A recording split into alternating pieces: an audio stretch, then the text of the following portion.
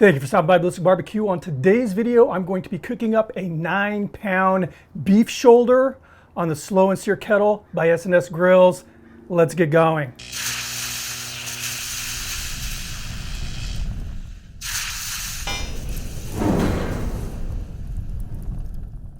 So in this video, I'm going to cook up a beef shoulder. It's a 9-pound beef shoulder. Now, normally I do whole shoulder clods. I mean, big, like 24-pounders.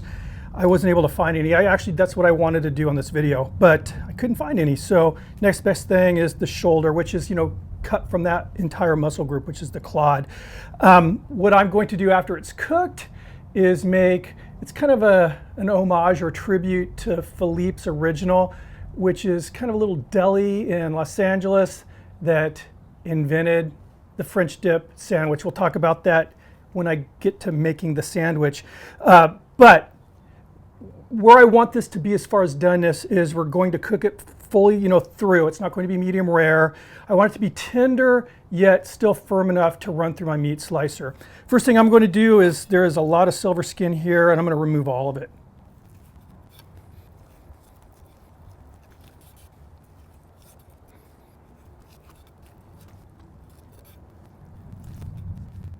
Okay, this looks a lot better. Now it's time to season this. And as far as the seasoning goes, we're using kosher salt, coarse ground kosher salt, and S&S Grills, not just for beef. Great stuff. The thing that's nice about this is it has no salt in it, so you can control how much salt you want.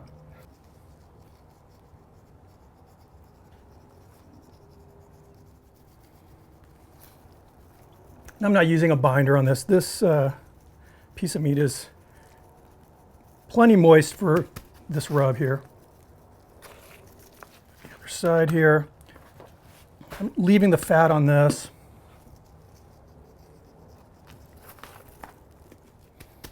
All right, looks good.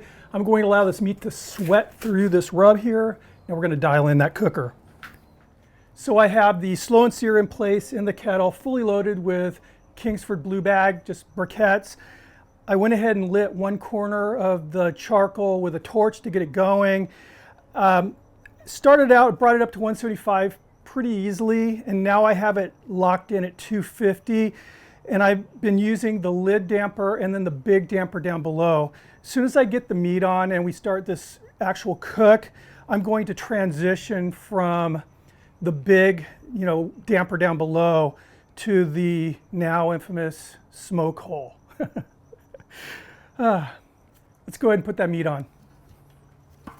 So I'm going to go the fat up on this cook. Have here some hot water, and I'm going to fill up the reservoir with water, with hot water.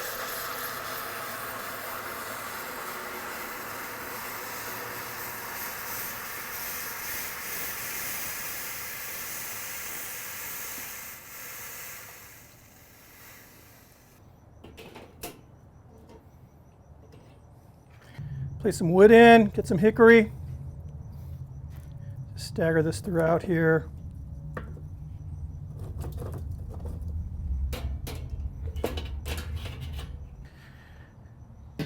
Lid back in place again, vent over the meat. Going to shut down the lower damper here, and I'm going to crack this halfway, see where it ends up. So now I'm just going to keep an eye on the lid thermometer. The smoke hole is open halfway right now. The lid damper is probably closed 70% of the way.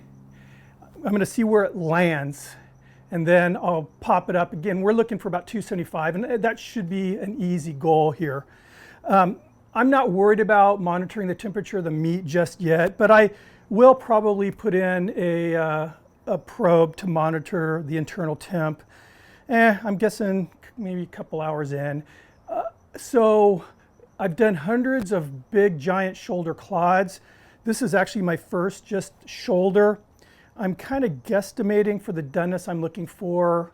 It's going to be in the 5 to 7 hour range. I'm not really looking for a temperature with the meat. I just want the right feel with the temperature probe, but I'll let you guys know what the temp is. So anyway, for now, I'm just keeping an eye on the cooker temp. Okay, we are into this cook now 3 hours. The grill's been running like a rock star. Basically, I ended up for that 275, that smoke hole, it's it's open about 2/3 of the way, and the top damper is open up about 3/4 of the way, and it's been rolling at 275. So very happy with that. And look at this. Smells really good. The combination of beef and then the spices from the rub. I'm sure it's driving my neighbors crazy. I mean, I'm ready to eat. It's been very moist in here. I haven't had to spray it at all with water, you know, with a spritz bottle. So for those of you wondering right now, obviously I have a temperature probe in there. The internal temp of the meat's 138, and I am going, you know, we're not going for the medium rare like I said before. It's going to be cooked through, but I still want it to be strong enough to hold it to my slicer, so I don't want it to fall apart when I throw it in the slicer. I'll probably start probing it for the tenderness I'm looking for in another couple hours. We'll see where it's at. See you guys in a bit. We are a little over 7 hours in and the meat is ready.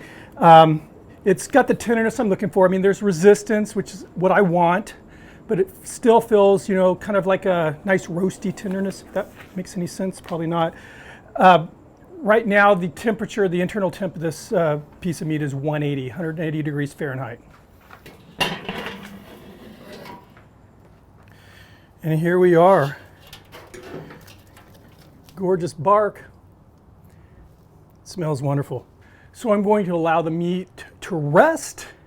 They're going to slice it up and make some killer French dip sandwiches. All right, the meat is all rested. Check this out. Just really, really happy with the bark on this. Let's slice it up.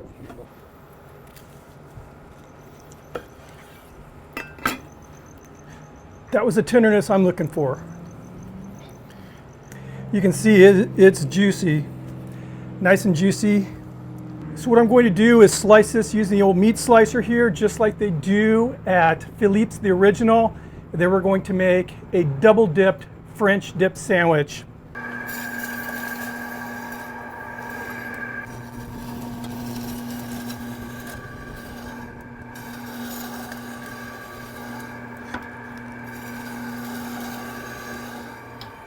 I think that's enough meat to make a respectable sandwich for me. All right, so the story goes that in 1918, it was either a police officer or a firefighter, they can't really get it straight, came in and he ordered a sandwich, a roast beef sandwich to go. The person behind the counter accidentally dropped the bread in a, you know, like a pot or something that had the broth from the drippings from the roast beef. The guy was in a hurry, just said, hey, just give me my sandwich. He leaves. His last name happened to be French. Next day he comes back, I want another one of those dip sandwiches, and he brought friends with him, and it just became a menu item from that point on. So I have here some French rolls, and I'm just going to, this is the double dip, we're dipping the top and the bottom. So I'm just going to go ahead and dip the top first. Actually, give it a little bit more of a dip. And then the bottom. Roast beef.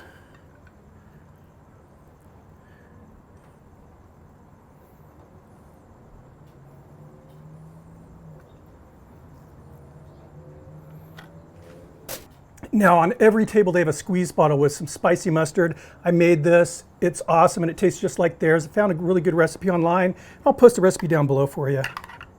This is just good, goes so well with this beef. Just kind of cuts the richness, I guess. Have the topper there.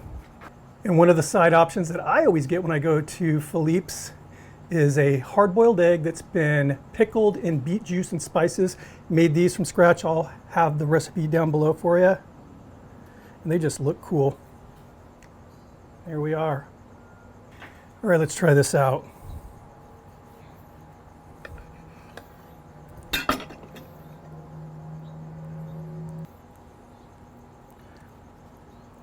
Cheers.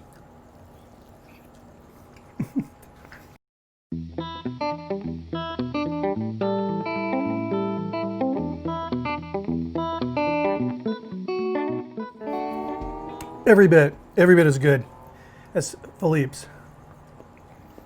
I'll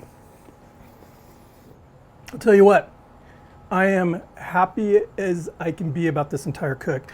The kettle ran perfectly, never had to make a temperature adjustment. After I got it dialed in, it ran 275 the entire time. Never had to spray the meat. It was always nice and glistening in there, very moist environment.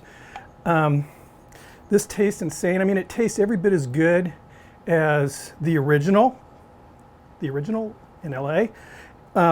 And I was watching some videos of them actually cooking, and they're cooking shoulder clods in there. So this is the meat to use, definitely. The pickled eggs are righteous. They're killer. That mustard was really good. Yeah, great cook.